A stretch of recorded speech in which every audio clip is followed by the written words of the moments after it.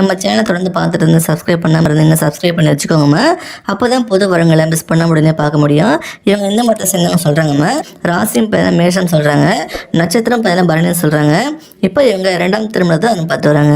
இவங்க குடும்பத்தை தெரிஞ்சுக்கலாமா. இவங்க ஒரு டிகிரி படிச்சுக்கு தான் சொல்லியிருக்காங்க. படித்து முடிச்சுட்டு ஒரு பிரபலமான வெளிநாட்டு நிறுவனத்தில் வேலை பார்த்துட்டு இருக்காங்களா. ஆனால் கம்பெனி பார்த்தீங்கன்னா சென்னையில் தான் இருக்குன்னு சொல்லியிருக்காங்க. ஜாபில் ஒரு ஹையர் பொசிஷனில் தான் வேலை பார்க்குறாங்களா. இவங்க பேரண்ட்ஸ் பார்த்தீங்கன்னா 2 பேரும் ஒரு சாஃப்ட்வேர் கம்பெனி வச்சு நடத்திட்டு வரதான் சொல்லியிருக்காங்க. இன்னும் சில வருஷத்தில் இந்த கம்பெனியை இவங்களே டேக் ஓவர் பண்ண போகிறதா சொல்லியிருக்காங்க. அப்படிப்பட்ட ஒரு நல்ல வசதியான வரந்தாமா இது. இவங்களுக்கு கூட பிறந்தவங்க பார்த்தீங்கன்னா ஒரு அக்கா மட்டும் இருக்குதான் சொல்லியிருக்காங்க. இவங்களுக்கு ஒரு பையன் இருக்குதான் சொல்லியிருக்காங்க. இவங்க முதல் திருமணம் ரொம்பவே சோகத்தில் முடிஞ்சு போச்சுன்னு ஃபீல் பண்ணாங்க. இவங்க ஹஸ்பண்ட் ஒரு முறை ட்ராவல் பண்ணும்போது ஆக்சிடென்ட் ஆகி தவறிட்டாங்களாமா. இப்போ சில வருஷமாக தலைமையில் தான் வந்துட்டு வராங்களா. இவங்க ஒர்க் பண்ணி மந்த்லேயே ஒரு நல்ல இன்கம் சம்பாதிச்சுட்டு வராங்க. இவங்ககிட்ட மேரேஜுக்காக இவங்க கூட பல பேர் அப்ரோச் பண்ணாங்களாமா.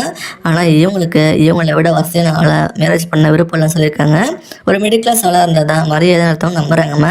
இவங்களையும் அவங்க பையனையும் நல்லபடியாக கடைசி வர கூட இருந்து பார்த்துக்கிற ஒருத்தர் தான் கணவராக வரணும்னு எதிர்பார்க்குறாங்க.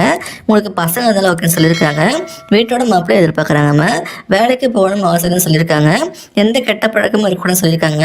இந்த மாதிரி ஒரு நல்ல வசதியான வரனை மிஸ் பண்ணிட்டீங்கன்னா லாஸ் உங்களுக்கு தான். என் பேர் வசந்தி, வயசு 32 ஆகுது. இவங்க பெங்களூரு சேர்ந்தவங்க. இவங்க இந்து மதத்தை சேர்ந்தவங்க சொல்கிறாங்க. ராசியும் பையன் கண்ணின்னு சொல்கிறாங்க, நட்சத்திரம் பார்த்தீங்கன்னா அஸ்தம் சொல்கிறாங்க.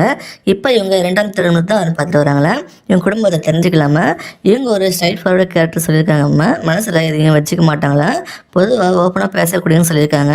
இவங்க பேரண்ட்ஸ் ஒரு பிரபலமான ஹோட்டலில் வேலை பார்த்துட்டு தான் சொல்லியிருக்காங்க.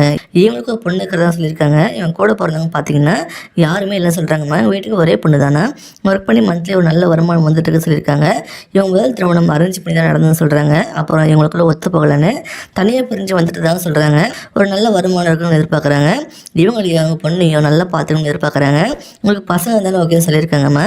கடைசி வர ஒருத்தருக்கு ஒருத்தர் உண்மையாக தான் சொல்லியிருக்காங்க. இந்த மாதிரி ஒரு நல்ல உணவு மிஸ் பண்ணிடாதீங்க.